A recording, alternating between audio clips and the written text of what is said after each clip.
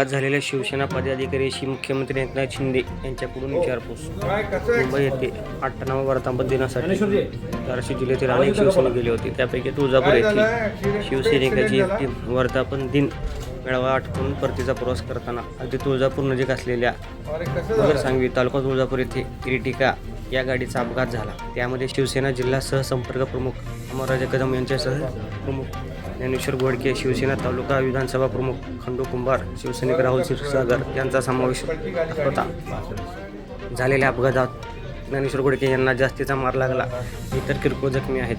अपघाताची बातमी मुख्यमंत्री यांना पक्षाचे प्रवक्ते योगेश केदार यांच्या मार्फत सांगितली, तेव्हा मुख्यमंत्री एकनाथ शिंदे यांनी ज्ञानेश्वर घोडके यांना व्हिडिओ कॉल करून हॉस्पिटलमध्ये दाखल असलेल्या सर्व शिवसैनिकांची विचारपूस केली आणि चौकशी करत मोठा आधार दिला. लोकनाथ आहात, मी तुमच्यामुळे आज सुखरूप आहे.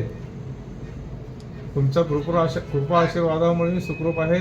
4 अक्षरी शिवसेनेमुळे माझं जीवन सुखरूप आहे.